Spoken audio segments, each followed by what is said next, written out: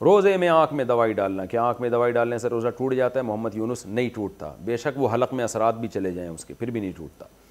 روزے میں blood test کروانا، کیا روزے میں بلڈ ٹیسٹ کروا سکتے ہیں؟ صبا مجید کینیڈا سے، جی ہاں کروا سکتے ہیں۔ گردے کمزور ہوں تو روزہ چھوڑ دینا، میرا لیور ٹرانسپلانٹ ہوا ہے اور گردے بھی کمزور ہیں، کیا میرے لیے اجازت ہے کہ روزہ نہ رکھوں اور فدیہ دے دوں؟ ڈاکٹر سے پوچھیں، ڈاکٹر اگر کہے کہ آپ کو روزہ رکھنے سے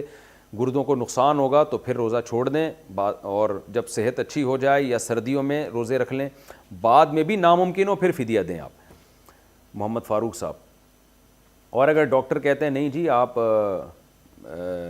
روزہ رکھ سکتے ہیں، آپ کی صحت کو نقصان نہیں ہوگا، تو پھر روزہ رکھنا پڑے گا آپ۔ روزے میں مسواک کا حکم، روزے کے دوران مسواک کرنا کیسا ہے؟ ہمت گل طائف خان سے، ہمت گل صاحب ہمت کریں اور روزے میں خوب مسواک کیا کریں، نبی سے ثابت ہے کرنی چاہیے مسواک۔ روزے میں انہیلر کا استعمال، کیا انہیلر لینے سے روزہ ٹوٹ جاتا ہے؟ سمن صاحب ٹیکسلا سے، جی ہاں ٹوٹ جاتا ہے، کیونکہ اس میں دوا کے ذرات ہوتے ہیں جو آپ کے پھیپھڑے شریف میں جاتے ہیں۔ عمرے کے سفر پر روزہ چھوڑنا، عمرے پر جا رہے ہیں، فلائٹ کنیکٹیو ہے، 4 گھنٹے اسٹے ہے، پھر ایئرپورٹ اور پھر ہوٹل تک کا سفر ہے، کیا اس صورت میں روزہ قضا کر سکتے ہیں یا عمرہ کے لیے روزہ رکھنا لازم ہے؟ اینی سحر، دیکھیں سفر میں روزہ چھوڑ سکتے ہیں، چاہے عمرے کا سفر ہو یا حج کا سفر ہو، جائز ہے، لیکن یہ اس صورت میں جائز ہے کہ جب سحری کا ٹائم آپ جس شہر میں رہتے ہیں وہاں ایئرپورٹ پہ سحری کا ٹائم ختم نہ ہو جائے، یعنی روزہ شروع ہو سفر کے دوران، ابھی آپ ایئرپورٹ پہ بیٹھے ہیں اور سحری کا ٹائم ختم ہو گیا تو ابھی تو سفر آپ کا شروع نہیں ہوا، تو یہ والا روزہ آپ پر لازم ہوگا، تو پھر اس کو کمپلیٹ کرنا بھی لازم ہوگا۔ لیکن اگر جہاز اڑ چکا ہے اور اڑنے کے بعد جناب آپ کے شہر کی حدود کو جہاز نے کراس کر دیا اور پھر اس کے بعد جا کے سحری کا ٹائم ختم ہوتا ہے، تو آپ مسافر بن چکے ہیں تو پھر آپ روزہ چھوڑ سکتے ہیں۔ رہا یہ کہ روزہ چھوڑنا افضل ہے یا رکھنا، تو اگر سفر میں روزہ رکھنے میں واقعی تکلیف ہو رہی ہے تو پھر روزہ چھوڑ دینا افضل ہے، بعد میں قضا کر لیں، اور اگر چھوڑنے میں تکلیف نہیں ہے، آسانی کے ساتھ رکھ سکتے ہیں، تو پھر رمضان کا روزہ سفر میں رکھ لینا یہ زیادہ افضل ہے، کیونکہ بعد میں بڑی مشکلات ہوتی ہیں، قضا کرنا بھی، سب نے روزہ رکھا ہوا ہے، رمضان کی فضیلت بھی بھرپور طریقے سے حاصل ہوگی، تو پھر رکھ لینا افضل ہے۔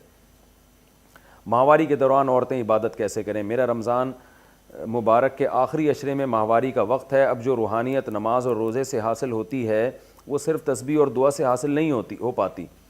اس صورت میں ہم عورتیں کیا کریں؟ ویسے ہی عورتوں کی تعداد دوزخ میں زیادہ ہوگی۔ فاطمہ صاحب مکہ مکرمہ سے بھی، فاطمہ صاحبہ آپ گھبرائیں نہیں، اللہ نے چاہا تو انشاءاللہ آپ جنت میں جائیں گی۔ اور جو حدیث میں آتا ہے نا عورتیں دوزخ میں زیادہ ہوں گی، اس کی وجہ یہ نہیں ہے کہ وہ حیض میں نماز نہیں پڑھتیں، بلکہ اس کی وجہ شوہر کی ناشکری ہے، کثرت سے لعن طعن ہے، تو آپ اپنے شوہر کی ناشکری نہ کریں۔ آپ حدیث میں آتا ہے شوہر ساری زندگی عورت کو کھلاتا پلاتا ہے، کبھی بیچارے سے اونچ نیچ ہو جائے تو عورتیں طعنہ دیتی ہیں کہ میں نے تم میں کبھی کوئی خیر دیکھی نہیں ہے، ڈھنگ کے آدمی نہیں ہو تم، میری شادی اس جگہ غلط ہوئی ہے، تو بھائی اونچ نیچ ہر آدمی سے ہو جاتی ہے، تو اس قسم کے میاں کو طعنے دینے کی وجہ سے عورتیں جہنم میں حدیث میں آتے جائیں گی۔ آپ یہ طعنے شوہر کو نہ دیں، اگر کبھی اونچ نیچ ہو جائے تو برداشت کر لیں، یہ طعنہ دینا تو کوئی ہلکے قسم کا طعنہ دے دیں، ہلکا پھلکا سا، کہ بھئی آپ کو انڈے لینے بھیجا تھا آپ دہی لے کر آ گئے ہو، یہ کیا ہو رہا ہے؟ ایک دفعہ ہوتا ہے، 2 دفعہ ہوتا ہے، جو کام کہا جائے وہ کر لیا کریں، کروا دیا کریں وہ کام کسی سے، میرے ضروری نان نفقہ پورا کریں، اس قسم کے طعنے تو چلتے ہیں، زیادہ بڑے بڑے طعنے نہیں دینا چاہیے۔ تو اسی طرح لعن طعن، بات بات پہ لعنت، بد دعائیں، یہ کام اگر آپ نہیں کریں گی تو انشاءاللہ آپ جنت میں جائیں گی۔ اچھا جیسے حدیث میں آتا ہے نا عورتیں جہنم میں ہوں گی، ایک اور دوسری حضرت ابو ہریرہ سے مروی حدیث ہے جس میں آتا ہے کہ عورتیں جنت میں بھی زیادہ ہوں گی۔ اصل میں عورتوں کی تعداد ہی زیادہ ہوگی، جنت میں بھی زیادہ اور جہنم میں بھی زیادہ، کیونکہ ہر مرد کو جنت میں دنیا کی کم از کم 2 بیویاں ملیں گی، 2 عورتیں ملیں گی، کیونکہ اتنی ساری عورتیں ہیں جو جنت میں جائیں گی، وہ ہر ایک کے شوہر نہیں ہوگا ہر ایک کا۔ تو اس حدیث سے بعض حضرات نے استدلال کیا ہے کہ عورتوں کی تعداد ہی اتنی زیادہ ہوگی کہ جہنم میں بھی زیادہ تو جنت میں بھی زیادہ ہیں، تو یعنی گروتھ ریشو عورتوں کا زیادہ ہوگا، تو اس لیے بہرحال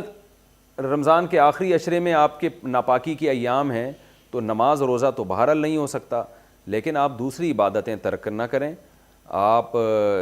تسبیحات کریں، درود شریف کثرت سے پڑھیں، دعائیں کثرت سے مانگیں۔ دعا کتنی خوبصورت عبادت ہے، رمضان کے آخری عشرے میں راتوں کو اٹھ کے لمبی لمبی مصلی پہ بیٹھ کے دعائیں مانگیں، تو اس میں کیا حرج ہے؟ دعا تو اللہ رات کے آخری حصے میں قبول کرتے ہیں، پھر رمضان ہو، پھر رات کا آخری حصہ ہو، پھر رمضان کا آخری عشرہ ہو، پھر تاخراتیں ہوں، لیلۃ القدر ہو، تو دعائیں نہیں چھوڑنی چاہیے. جو عورتیں مینسس کی حالت میں ہوں ان کو بھی رمضان کے آخری عشرے میں کثرت سے دعائیں مانگنی چاہیے، تسبیحات پڑھنی چاہیے. صرف نماز نہیں پڑھ سکتی اور روزہ نہیں رکھ سکتی وہ.